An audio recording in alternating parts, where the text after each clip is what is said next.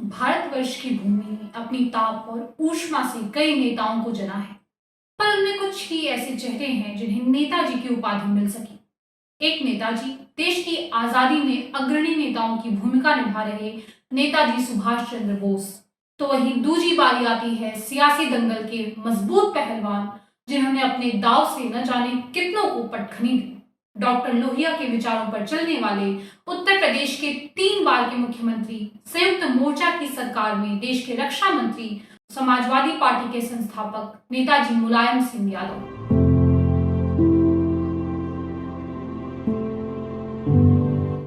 नमस्ते, मेरा नाम है लक्ष्मी सिंह और स्वागत है आपका आपके अपने मंच राजनीतिक ठेका पर, जहां होती है सियासत के किस्सों से जुड़ी ढेर सारी बातें। इसी क्रम में आज कहानी मुलायम सिंह यादव के नेताजी मुलायम सिंह यादव बनने की।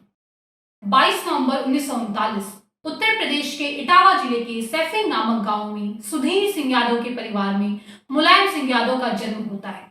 मुलायम सिंह यादव के पिता सुधीर सिंह यादव का जीवन सामान्य था। उनके आय का मुख्य सोर्स किसानी थी। पिता सुधीर सिंह चाहते थे कि उनका बेटा बड़ा होकर पहलवान बने, कुश्तियां लड़े। मुलायम सिंह ने उनकी ये इच्छा पूरी की और शुरुआती दौर में अपने करियर की शुरुआत पहलवानी से ही की। खूब दाव पेच सीखे, अखाड़े में सामने वाले को मात देने की कला थी पहलवान मुलायम सिंह में। इसी दौरान मुलायम सिंह यादव ने आगरा विश्वविद्यालय से राजनीति विज्ञान में अपनी स्नातकोत्तर की पढ़ाई भी पूरी की। पहलवानी के साथ शिक्षा में भी अव्वल रहे मुलायम सिंह यादव मैनपुरी के जैन इंटरमीडिएट कॉलेज में प्रवक्ता भी नियुक्त हुए।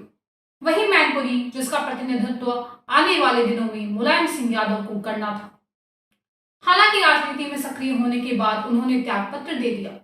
सब कुछ सामान्य चल रहा था कि 1966 में एक दंगल प्रतियोगिता के दौरान मुलायम सिंह यादव को कुश्ती लड़ता देख उनके राजनीतिक गुरु व यशवंत नगर के तत्कालीन विधायक नत्थू सिंह ने उन्हें देख लिया। नत्थू सिंह उनके चरखे दाव को देख उनसे खासा प्रभावित हुए और उन्हें अपना शागिर्द बना लिया। यहीं से पलटती है पहलवान मुलायम सिंह यादव की जिंदगी। सन 1967 में नत्थू सिंह ने अपनी परंपरागत जसवंत नगर विधानसभा की सीट को छोड़कर मुलायम सिंह यादव को चुनाव लड़वाया और मुलायम सिंह यादव कुश्ती के अखाड़े जैसे इस खेल में भी जीते और यहीं से शुरू हुई माननीय विधायक मुलायम सिंह यादव की राजनीतिक पारी।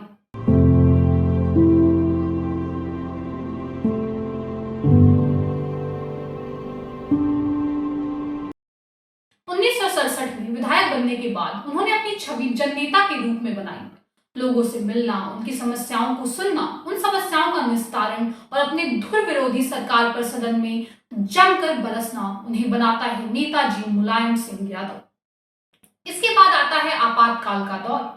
नेताजी आपातकाल के दौरान जेल भी गए और 1977 में यूपी में बनी जनता पार्टी की सरकार में पशुपालन व सहकारिता विभाग का महकमा भी उन्हें मिला। अब यहां से विधायक मुलायम बन गए मंत्री मुलायम सिंह यादव। फिर आया 1980 का वो दौर। नेताजी ने चौधरी चरण सिंह जी की लोकदल की अध्यक्षता भी की। हालांकि 1980 में हुए विधानसभा चुनाव में उन्हें हार मिली।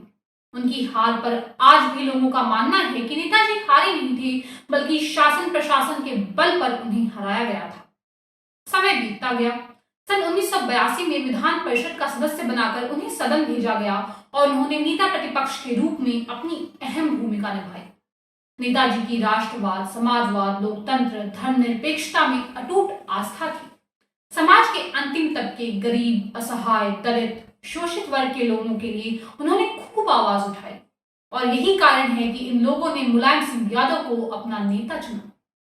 सन 1989 में अपने राजनीतिक गुरुओं में से एक चौधरी चरण सिंह के सुपुत्र चौधरी अजीत सिंह को मात देकर मुलायम सिंह यादव ने उत्तर प्रदेश के मुख्यमंत्री के रूप में शपथ ली।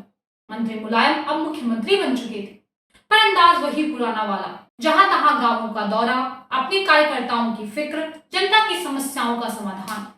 मुलायम सिंह का यह अंदाज उनके अपने ही गुट के विरोधियों को भाता नहीं था और इसी चक्कर में शुरू हुई आपसी गुटबाजी। तमाम तल्खियों के बाद कुछ ही वर्षों के बाद नेताजी ने अपनी अलग पार्टी बनाने का ऐलान किया, जिसे उन्होंने नाम दिया समाजवादी पार्टी। नेताजी के बतौर मुख्यमंत्री पहले कार्यकाल के दौरान ही नेताजी पर खूब आरोप भी लगे।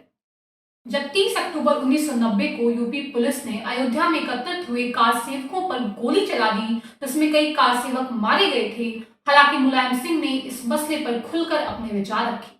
उन्होंने कहा, उन्होंने देश की एकता के लिए गोली चलवाई थी। उन्होंने एक मंच से भाषण देते हुए यह भी कहा था कि सपा बख्शीश की राजनीति नहीं करती, सपा परिवर्तन की राजनीति करती है। सपा एक ऐसा समाज बनाना चाहती है जो किसी की कृपा पर न रहे, अपने पैरों पर खड़ा हो, लोगों को कभी किसी के सामने हाथ न फैलाना पड़े। सपा सिर्फ एक राजनीतिक पार्टी नहीं बल्कि एक आंदोलन है, एक सलाम है, एक आंधी है, और अगर हमारी भारत माता के विकास में कोई अवरोध पैदा करेगा तो उसे जड़ से उखाड़ फेंकने का काम करेंगे हम। उन्होंने अपने पर लगे आरोपों पर भी कहा कि हमारी दृष्टि एक ही है, चाहे कोई हमें मौलाना के नाम से देखता हो, चाहे मुल्ला के नाम से जानता हो, चाहे चौधरी के नाम से देखता हो, चाहे मुलायम सिंह यादव के नाम से जानता हो, चाहे सपा के अध्यक्ष के नाम से जानता हो। हमें पता नहीं कि उनकी मानसिकता कैसी है, वे अपनी अपनी मानसिकता के अनुसार अपनी अपनी कसौटी पर हमें रख सकते हैं, लेकिन हम आपसे कहना चाहते हैं, हमारा एक ही मकसद है, हमारा एक ही लक्ष्य है, वह है इंसाफ और इंसानियत। इसके अलावा ना हमारा कोई धर्म है और ना ही कोई नाम।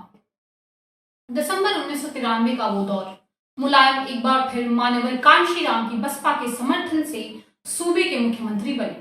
हालांकि जून 1995 तक जाते जाते उनके रिश्तों में तल्खियां पड़ चुकी थी और फिर 2 जून 1995 को लखनऊ में होता है गेस्ट हाउस कांड, जहां मुलायम सिंह यादव व अन्य सपा विधायकों पर बसपा के विधायकों के साथ मारपीट और बदसलूकी के आरोप लगते हैं।